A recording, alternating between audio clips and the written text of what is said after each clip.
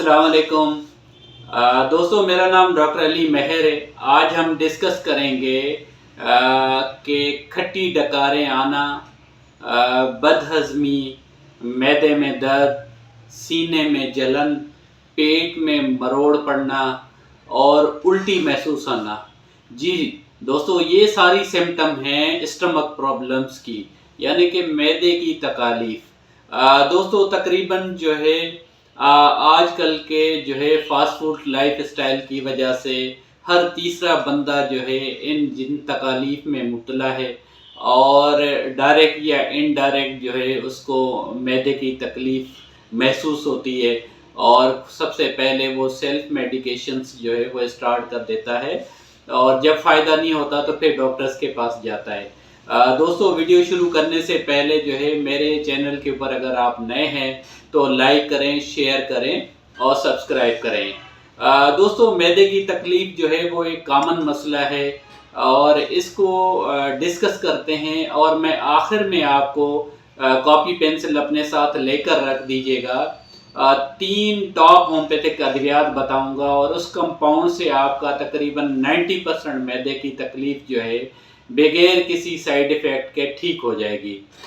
दोस्तों, मैदा जो है वो जिस्म का अहम हिस्सा है। इसको अल्लाह ताला ने बहुत मजबूत बनाया है, मगर हमारी अपनी बदएहतियाती की वजह से अगर इसमें तकलीफ़ हो जाए या इसमें कोई इन्फेक्शन हो जाए तो ये तकलीफ़ जो है वो ठीक होने का नाम नहीं लेती है।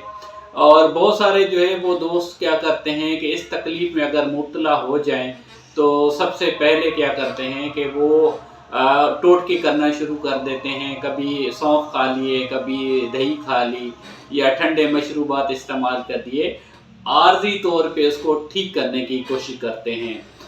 दोस्तों, अगर आपको ज़रा बराबर भी मैदे की तकलीफ़ होती है तो सबसे पहले जो है उसको डायग्नोस करें।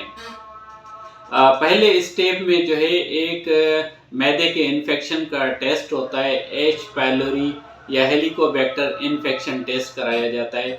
अगर वो आपका पॉजिटिव आता है तो फिर डॉक्टर से डिस्कस करके और किसी अच्छे डॉक्टर से आप ट्रीटमेंट कराएं।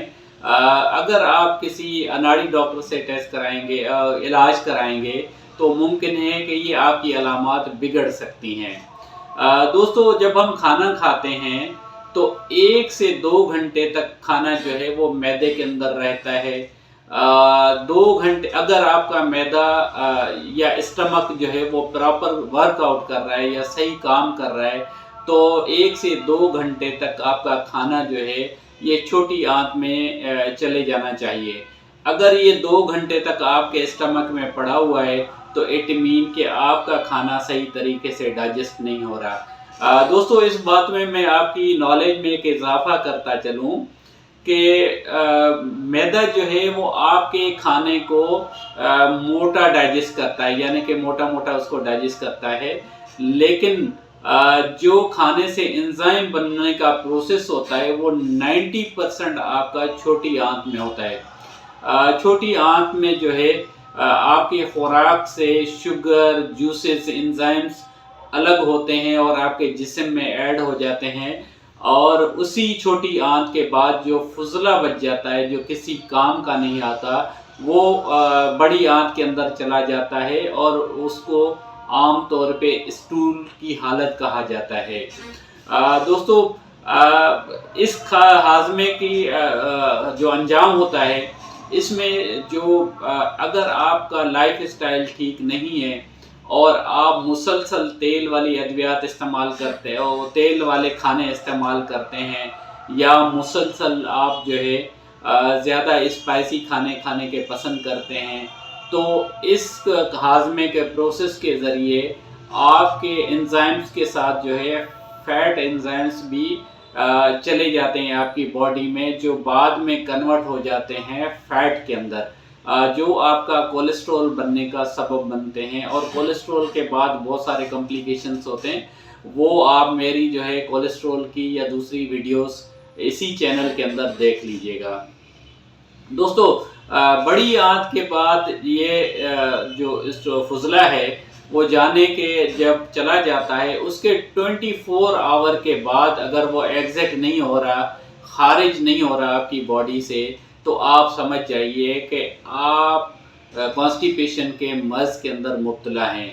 अगर ये कॉन्स्टिपेशन का मर्ज़ अगर पुराना हो जाए तो दोस्तों आपको पाइल्स हो सकती है, फिस्चुला हो सकता है, आपको हेमराइड हो सकता है। तो ये सारा जो है खाना खाने से लेकर और आपका हाज़मे का प्रोसेस और हाज़मा होने के बाद फुज़ले का एग्ज़िट होने के प्रोसेस को कहते हैं डाइजेस्टिव सिस्टम। दोस्तों इसी डाइजेस्टिव सिस्टम को ठीक करने के लिए आपको मैं बताऊंगा कि किन किन अलामात में टॉप होम्योपैथिक मेडिसिन्स को इस्तेमाल करें तो आपकी 90% जो मैदे की तकलीफ है और डाइजेस्टिव सिस्टम है वो एक्टिव हो जाएगा और अच्छा काम करेगा। बदहज़मी, खट्टी डकारें, मैदे का दर्द, मैदे का इन्फेक्शन, सीने में जलन, उल्टी महसूस होना और सर के ऊपर बोझ होना, एसिड रिफ्लेक्स, डिहाइड्रेशन और कोलिक पेन के लिए दोस्तों ये सिर्फ 3 दवाइयाँ आप नोट फरमा लें। अगर आपका इससे मैदे का 90% तकलीफ ठीक हो जाएगी और आप कमेंट के अंदर मुझे कंफर्म करना है। दोस्तों नंबर पहली के ऊपर जो मेडिसिन है वो है एबीज नाइगरा। दोस्तों कोलिक पेन की सबसे बेहतरीन दवा है और एबीज नाइगरा जो है वो कवर करती है आपके सीने से लेकर आपके बड़ी आंत तक जो तकलीफ होती है गैसेस की, इंडाइजेशन और ब्लोटिंग्स के अंदर या गैसेस गुड़ आपके स्टमक के अंदर होनी है, तो इसके लिए आप एबीज नाइगरा इस्तेमाल करें। नंबर टू पे है दोस्तों हाइड्रास्टिस क्यू।